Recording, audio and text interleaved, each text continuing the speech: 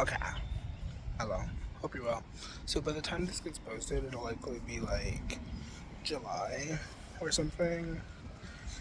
And so, how's it going? How are you? So I'm not in the cemetery yet, or the graveyard, whatever, but that's where I'm headed. And I want to talk about co-creation and what that means to me, what I think that looks like. So basically, one aspect of co-creation is realizing that you are not alone in this world and you have support, you have guidance. Also, there's a car coming. You have support, you have guidance wherever you are in any moment. You just have to know how to ask. Basically, also, doesn't the sky look really pretty right now? Oh my gosh, it looks so pretty. Also, I left my other phone at home, and I hope to the gods that there's no alarms that go off. I mean, it's not the worst thing in the world, but gosh golly. When you understand that you are a co-creator of your reality, you start to fear a lot less, and you start to understand how important it is to detach from fear. Sure, sometimes it'll come up in your body. Sure, sometimes you'll feel the sensation of fear. But we have to learn how to not allow that to dictate our lives in a negative way. I think being a creative is a big part of being a co-creator of reality. Like, I was talking, it was a brief conversation or whatever, but there's this guy at the vape shop that I go to, and I basically asked him because I felt like an attraction towards him, not necessarily in a sexual way, but I felt a pull towards him. And 9 times out of 10, when I feel that, it's because the other person has something that like needs to be awakened or whatever. And I'm not necessarily saying that about him, but the other side of the coin is that like it's because there's somebody who's a musician and already has awakened to some degree. And so I asked him, I was like, "Are you a musician?" He was like, "Yeah." Why do you ask that? And I was like, because I'm a musician and I think I can kind of sense that in others. And he was like, "I don't really promote my stuff." And I was like, well, yeah, I mean, that's cool. Sometimes it's just for yourself. And I meant to say for the soul, for the spirit. I did say it, but we kind of clashed with our words. And there's a lot of things that I write that are just for myself, just kind of for the healing process, just to kind of process things within myself. Maybe that's an excuse though, because I don't have the space that I want to record music as much as I'd like currently, but I have this divine magnetism course that I basically have ready to publish.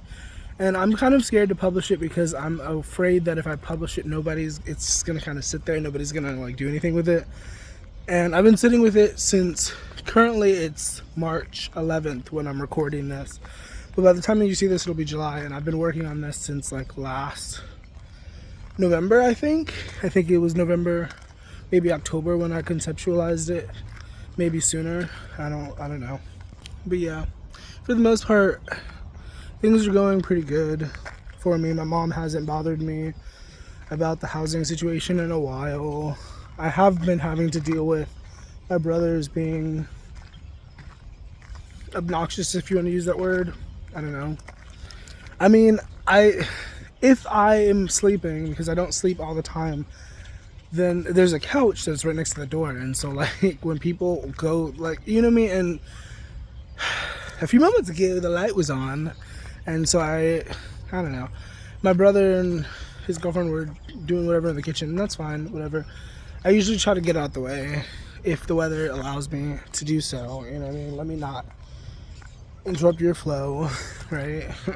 But yeah, there's a couch right next to the door, and so like, you know, people will slam the door and like just be all loud and like annoying for no reason. And if I were to say anything, then it would become a problem 9 times out of 10. And so, you know, I just get out of the way. And so now I'm taking a walk. The birds are doing a lot of stuff in the air today, so that's something. But yeah, once again, life has been relatively good. I have this job and I hope to keep it for as long as possible. My boss he's a pretty good guy, I guess, for the most part, But I did notice something in his facial expression when I first met him that was interesting. And I notice it almost every time we talk. And I'm not sure exactly what it is. I don't want to be like one of those people and be pompous and be like, everybody thinks that I'm attractive. But part of me feels like it's that, like something about my energy like intrigues him. Because I swear every time I talk to him, almost every time I talk to him, there's a thing that happens to his face. And I'm like, what the heck? What the heck? Like, it's like the life is drawn out of his face for a moment or something, or maybe the opposite. You know, some people freeze when they get excited. You know what I mean? It's like a freezing moment where it's just like the warmth just leaves his face, and I'm like, what the heck? Why do you keep looking at me like that? But for the most part, the job's pretty groovy. I've been making time to record videos during my shifts, so that's been groovy, you know. And of course, I have been putting towards the car savings. Currently almost at $1,500, which is not that much by a lot of standards, but I'm just really ready to have my own thing, you know, my own space. Because a car isn't the same thing as an apartment or a house, but like, it's a containment. You know what I mean? I can like exist inside there and not be bothered by people potentially, you know? It ends. Also, if you haven't noticed, I painted my nails, which I was really happy about. I am out of marijuana right now. It's not a huge deal. It is what it is. And I don't necessarily have the means to get any more, which I don't mind. It's okay. I'm in a relatively good headspace. I was able to take a nap earlier, but I really, really, really hope that by the time this gets posted, I'll have been able to purchase my car. Like, I'm so tired of waiting for this. I really am. I keep praying about it. I keep asking Spirit to make it happen faster. Because, I mean, there's already a delay. Like, when I first submitted the funds to the fundraiser or whatever, it was saying that I wouldn't be able to access it for another 120 days because of security reasons. And every time I submitted afterwards, it was the same thing, the same message. And I'm hoping that the first batch is the only thing that I have to wait for, and then everything else just kind of is accessible after. That's what I'm thinking. That's what I'm hoping. That's what I'm really... And I don't know if that's how that's going to work, but I mean, it makes the most sense. I'm like, why would you make me wait 120 days for like $12 increments? You know what I mean? Like, come on. Because I've been saving up even before I had this job, and I was just using what I was making from like TikTok and whatnot to like put towards that. And now I have a job, and so I've been doing both. I've been putting towards from TikTok, and then also when I get my work checks, you know. And it's been a journey, and I'm just ready to fucking be done. I still have to wait a few more months. I won't be able to access the first chunk of money until May 28th, I think. I could be remembering it wrong, but I'm 99% sure it's May 28th. And so that's that. I'm laughing, but like, it's really upsetting, for real. Spirit, help me. Please. I've been asking. And I think some things are situational. I think some situations, I can't imagine why it's necessary for me to wait so long, but sometimes divine timing is a thing. Sometimes it's necessary for us to wait for certain things to happen, for certain things to come together, for certain things to fall apart, etc., etc. And it can be frustrating, but patience is necessary, you know. And patience, I've been saying this in Patreon. Shout out to the Patreon members, by the way. Link to you in the description.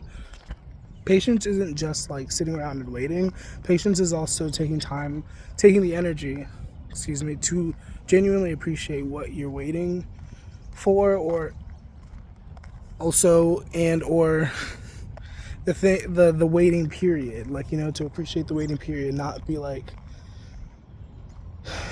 dreading that experience so much And for me, like, I don't know, I've been so patient though, and it's just, I'm still being patient, but it's just frustrating. So,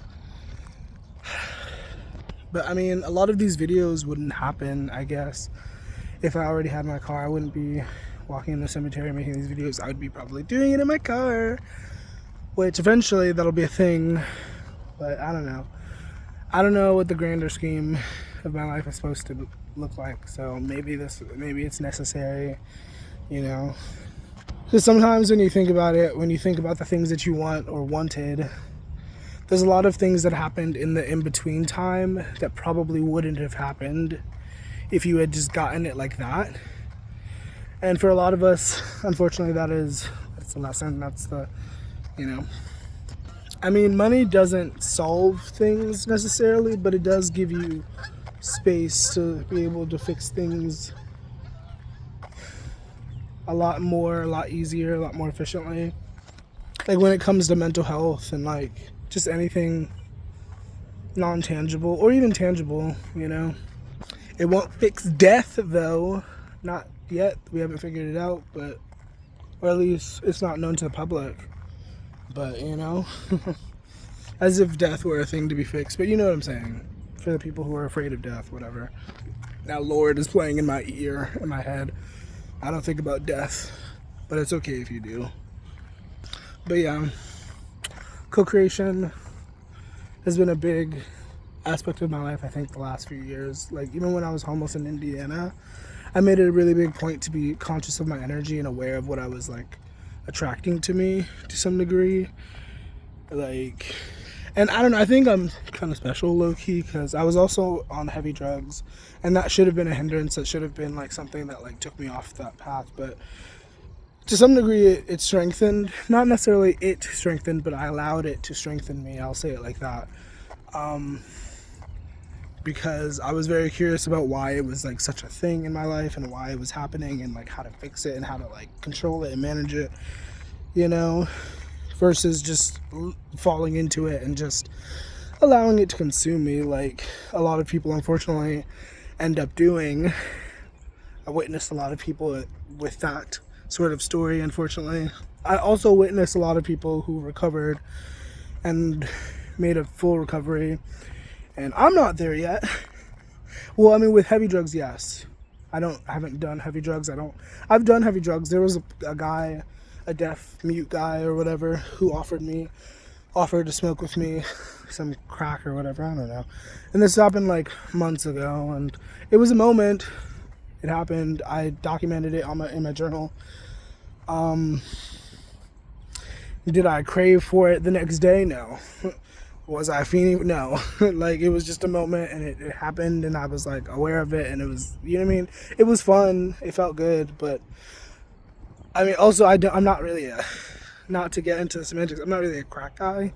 I think there's a big difference between crack and meth, honestly, is just better. It lasts longer. I don't want to say it's cleaner. I like the science of how you consume it. You know what I mean?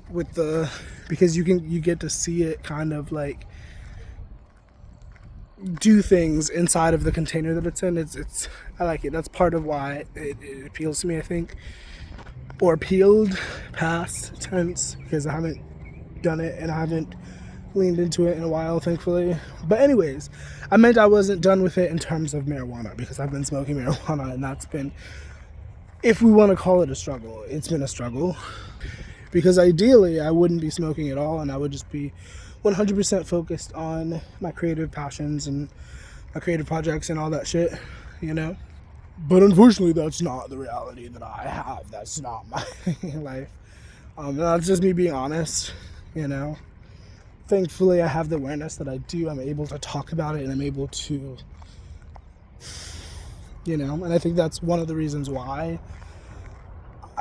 You know what I mean? Maybe I'm just making sense of it. Maybe that's just my human brain trying to make sense of it. To some degree, my human mystic brain trying to make sense of it. And that's fine. I'm not saying that that's wrong, but,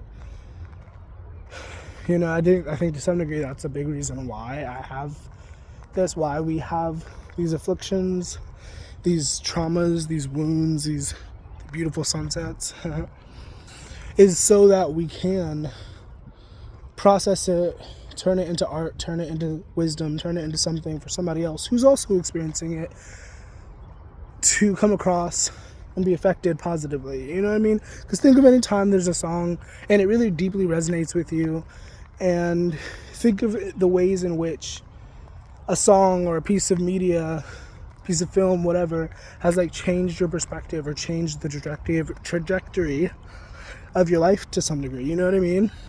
And as a co-creator, that's to some degree what you do. You know, when you put out your art, when you put out your music, when you put out your whatever, you know, you have the ability to impact people in a positive way, also in a negative way. But you know what I mean? It all adds up. It's whatever. Sometimes the bad leads to the good. And, you know, like I said, sometimes certain things don't unfold unless we allow life to do what it does, you know? Also, I will say, and I said this in the Divine Magnetism course, because at some point in the course we did talk about co-creation. I do think that part of co-creation, part of being an efficient co-creator, is empathy and having understanding, having empathy for like other living beings. Like, even if you go with the idea that we're in a simulation, still treating others as if they were yourself, as if they were like you, as an extension of yourself. It's a big component in spirituality. Like, you know, we are all connected, and what you do to others is what you do to yourself. So even if you want to be selfish, like, still recognizing that what you do to others, you will be doing to yourself. So, you know, don't be a dick to people, you know? The sun's about to go down. It's like a little bit after 7, I think. It's at least 16 minutes after 7. So, 7 p.m., by the way. The sun is going down. I think that was obvious. I don't know. I need to free up some storage space in my phone, so I don't currently have all that much time in the world to record this video. I have, 15 minutes? No, I have less than 15 minutes now. I have like, I'm not the best at math sometimes. Like, I don't know. Like 7 minutes, 6 minutes? I don't know. I'm gonna end this soon, I guess, and remind you, hey, whatever you're going through is temporary. Like, I know firsthand, life can be very difficult. People can be difficult. People can be unpredictable, backstabbing, and all these crazy things. But if you're not those things, your best bet is to focus on your own energy and to focus on maintaining your own peace of mind. I'm not encouraging anybody to like actively like, how do I say this? Because I think some people hear this and they misinterpret certain things. Protecting your peace does not mean distancing yourself from somebody that you harmed in an attempt to not have to feel the negative feelings of apologizing, or, you know what I'm saying? Because a lot of people feel like their peace is the same thing as just not feeling negative feelings, not feeling negative emotions. And if something's bringing them negative emotions, that's a lack of peace. And that's not necessarily true. Sometimes the feeling that you're feeling is because of your actions to other people. And the only way to fix it, well, not the only way, because you can also try to numb, you can also just ignore, whatever. There's a lot of different options. But the best bet is to like just face it head on and just to do the thing that your spirit is calling you to do, because 9 times out of 10 it's your spirit, your soul telling you, calling you to being like, hey, apologize to this person. Like, you said you care about this person, like this is something that you say you value, like, and you hurt them, so like maybe you should apologize, maybe you should like try to make amends, you know, or whatever the spirit is called, because it's different things. Maybe they'll give, I don't know, whatever your spirit is calling you to do. And I'm not saying you have to necessarily listen to the colors of the wind, but you know, if you want to be a co-creator of your own reality, like, that's a component. You know, there's a lot of different components that go into it. And if you watch this back, you can take notes, I guess. But yeah, that's what I have for you. I hope you know miracles happen all the time. I hope you know God loves you and wants the best for you. Sometimes you just gotta let things go. Sometimes you gotta release.